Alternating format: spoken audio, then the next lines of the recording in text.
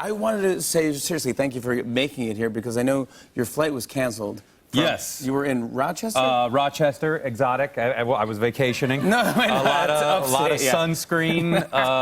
Yeah. What were you doing over there? You doing stand-up? I don't remember. Okay, No, yeah. I was doing stand-up in Alfred, New York. Okay, that was you. That was you. Yes, Yeah, it's a magical town that you can't find. And when you get there, they're like, "What? How did I you get here?" Yeah, so they canceled my flight, and so I was like, "Screw you, Rochester! I'm driving. I'm gonna make it here to the Megyn Kelly show." And Tonight Show. Tonight Show. Yeah, that's yes. it. And she's across the hall, but yeah. Yeah, but and then I said, "Could the guy who was gonna drive me to the airport take me to Manhattan?" And they were like, "Ha ha ha ha ha ha."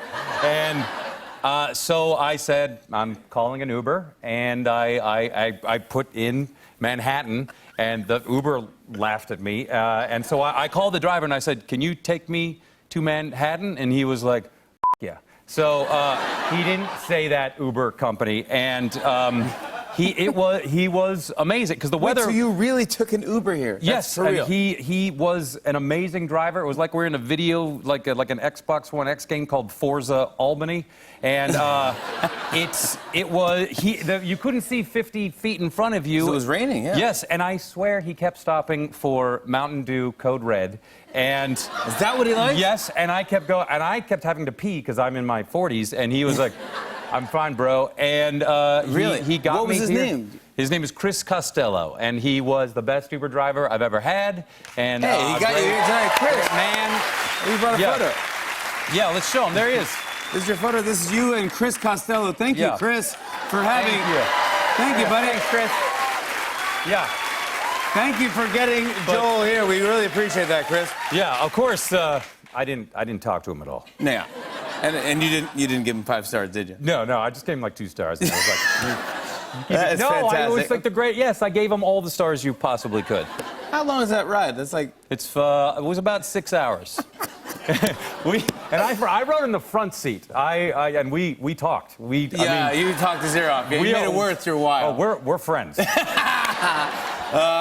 look like you're a pretty fit guy. I am. Always in good shape. Thanks for saying that. But I just read somewhere that you competed in a triathlon. Yes, I did. I competed in a triathlon.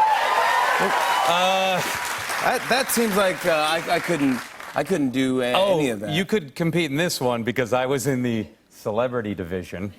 Hey, what is that? Well, it's where if you're a celebrity competing, just imagine kind of an average athlete with like 4 Ambien in them, and that's about the level at which we compete. And of course, it's a triathlon, and if you're a celebrity, you just do 1 leg. So it's an athlon. Yeah, it's just one. I just went for a run, and congratulations on running. Yeah, and I beat James Marsden. Ooh! Yeah, I won. So I beat. He was 2, and you were competing and you won. Yeah. Oh, I was going to beat James Marsden. Yeah. I mean, have you seen him? He's super cute, and he's a good stud. He's a fox, and I would totally turn for him. And no, so I beat him, and I was so happy. And then I realized, though, I won the race, but he's still like 6,000 times better looking than me, so I popped him. No, you did not. I didn't. You won, but really. But you should do it next year. You should do it next year. Oh, really? I'm definitely going to run next to you. No, James you Marsden. Yeah. You should do this. And we'll take our shirts off, too. That'd be fantastic. Yeah. Really great. That sounds good. Look at. Do it now. Do it now. You guys would see so much Spanx, you had no idea what would happen. Just zippers and ties. Spring coils, like an old couch. He's bing, bong, bang, boom. What? He's a robot. He's wearing a girdle from the 1800s. Yeah, totally, man. How's the fam? You got two sons, right? 2 boys? No, they're great. No, they're 13. People always go like, "Yep, I do," and I just want to like, "Probably." And you definitely do. I have a 13 and a 10, and the 13-year-old now is, he's maturing, and his voice is deep, and Does he get to come and come to the show and play? Well, they watch the show, and a couple weeks ago we had Bill Nye, the science guy, the only.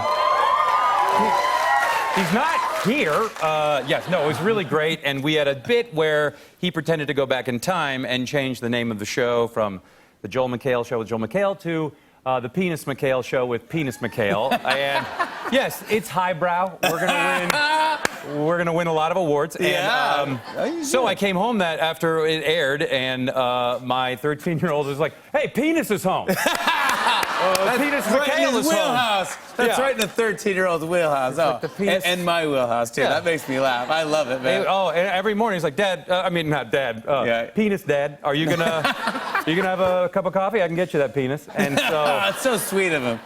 You're fantastic at this, obviously. I've seen you for years, dude, where you show the clips. Could be reality shows, could be whatever shows you're into.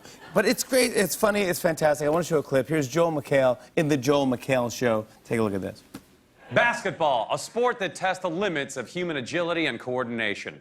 High school, a time when your body is at its most awkward and gangly. Put these two together, add a puddle of water, and you get sports magic.